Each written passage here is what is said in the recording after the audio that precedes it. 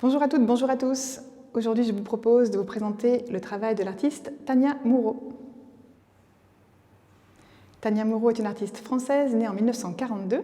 Elle est autodidacte, elle n'a pas suivi de formation en école d'art, mais très jeune, elle a développé une conscience assez forte de la portée symbolique, philosophique, sociale et aussi politique que pouvait avoir l'art. Et c'est un fil qu'elle a tiré jusqu'à maintenant dans toutes ses productions. Elle a fait de nombreux séjours en Inde, ce qui a contribué à ouvrir aussi sa perception de la société et de la place de l'individu au sein de la société, notamment la condition des femmes. Un engagement féministe qu'elle va poursuivre et développer tout au long de sa carrière. Tania Moreau a une pratique extrêmement variée, elle change de manière quasi triennale les médiums qu'elle utilise. Elle a fait au démarrage de la peinture, de la photographie, elle a aussi travaillé la vidéo, le travail du son, l'installation, un travail de maquette que vous pouvez voir aussi dans les salles adjacentes. Et elle a une très forte relation aussi au langage, avec la relation au texte, à la typographie, qu'elle travaille de manière assez classique par des livres imprimés, mais aussi en peinture murale.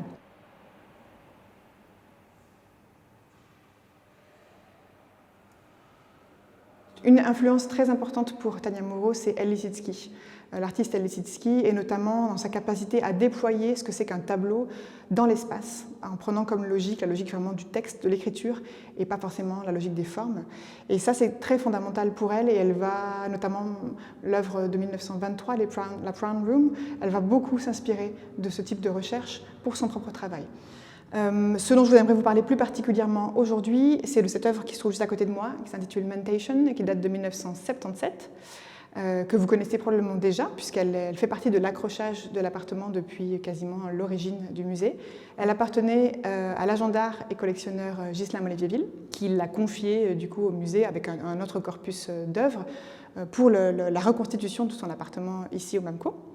Mais elle est dans une version légèrement différente et on aura l'occasion de revenir sur cette variation un petit peu plus tard. Juste quelques éléments peut-être qui permettent aussi de voir de quelle manière une production comme celle-ci est liée à d'autres productions qu'elle a pu faire de manière parallèle ou antérieure.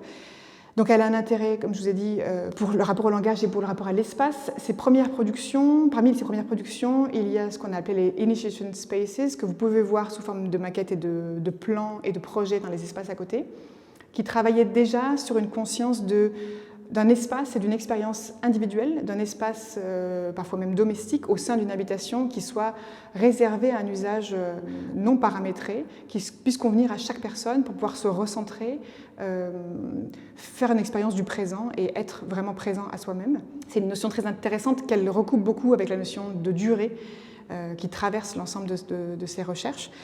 De cette première, on va dire, catégorie ou première phase de travail, elle va aussi garder un intérêt pour l'espace, notamment l'espace public.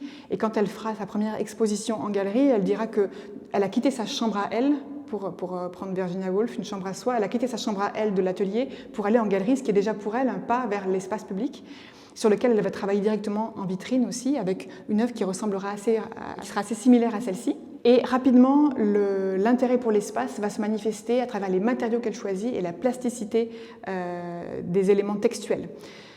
1977, on a une œuvre comme celle-ci, Mentation, qui fait partie d'une série d'œuvres qui s'appelle les plastiques, qui découle elle-même d'autres séries d'œuvres comme les Black Powers ou les images textes, par exemple, qu'elle va progressivement radicaliser d'un point de vue conceptuel. Et ce travail sur plastique, sur bâche plastique, ça va découler d'une autre expérience qu'elle fait de manière parallèle, la même année, en 1977, un travail qui est à la lisière entre le travail publicitaire ou d'affichage et le travail performatif, qui s'appelle City Performance, et en fait qui consiste en une campagne d'affichage de très grand format de panneaux publicitaires avec l'inscription NI, N-I, en noir sur blanc, qui lui donne en main beaucoup de paramètres sur l'architecture, l'espace public, l'impact du texte, l'impact du message ou du symbole publicitaire. Et de ça, elle alimente aussi sa production des plastiques avec un choix de matériaux résolument pauvre, en tout cas assez banal, qui est un matériau de chantier, qui est la bâche plastique, qu'elle choisit en l'occurrence ici pour ses propriétés transparentes, et sur lequel elle ajoute du texte. De l'impact qu'elle a mesuré par rapport à l'environnement publicitaire, Elle décline des formes d'aphorismes, des textes très courts, des messages assez percutants, toujours dans un rapport de contraste, coloré mais aussi formel, et qui vont donner beaucoup de sens à sa recherche sur les questions de perception.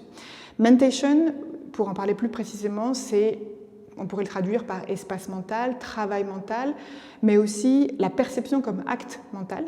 Et donc ce que fait l'artiste, c'est à la fois questionner notre rapport dans l'espace, questionner notre rapport à l'œuvre.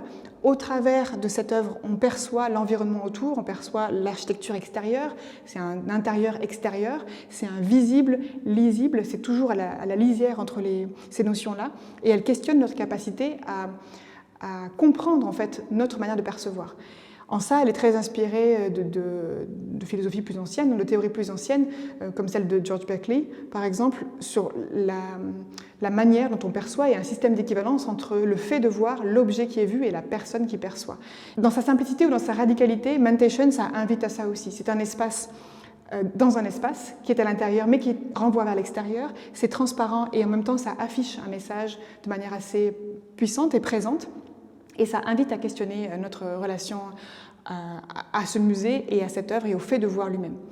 Tania Moreau, c'est une des rares femmes conceptuelles en France, à l'époque où elle travaille. Elle côtoie beaucoup d'artistes, mais elle est quand même une des rares représentantes féminines de ce type de travail. Et ce qui est intéressant, c'est qu'elle choisit à ce moment-là de travailler avec un matériau assez banal, assez bon marché, sciemment comme une forme plastique, en sachant très bien qu'elle contribue à une sorte d'économie artistique du milieu de l'art. Son public à l'époque, c'est le public des collectionneurs, comme Ghislain Monet-Vieville. C'est quand même avec beaucoup de malice qu'elle choisit ce type de matériaux, d'une part parce que ce sont des préoccupations spatiales, architecturales, mais aussi parce qu'elle va faire pénétrer, elle va faire un petit peu insidieusement un pas dans l'univers bourgeois avec un matériau qui théoriquement n'aurait pas sa place à côté de toiles de maître, par exemple.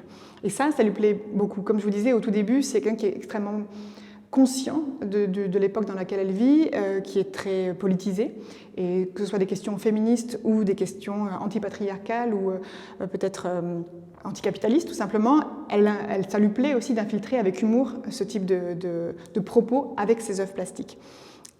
Initialement, dans l'appartement de Ghislain Monet-Vieville, cette bâche était présentée sur la deuxième fenêtre, qui correspondrait en fait à l'emplacement auquel est présentée l'œuvre de Lawrence Weiner, In and Out, qui fonctionne sur un système un peu équivalent d'intérieur et d'extérieur. Et ce qui est intéressant aussi, c'est que cette œuvre a été présentée depuis 1993 au musée de manière un peu erronée, et à l'occasion de cette exposition, nous rétablissons donc les vrais paramètres de l'œuvre, c'est-à-dire un texte sur une bâche, puisque précédemment c'était en forme d'adhésif, exactement comme celle de Lawrence Weiner à côté. Et c'était très important pour l'artiste de corriger cette petite erreur pour redonner aussi un caractère d'authenticité à son œuvre et aussi pour refaire sa place au sein d'une société qui a été peut-être un peu injuste aussi à l'égard des artistes femmes et de refaire une place comme il se doit dans la collection du MAMCO.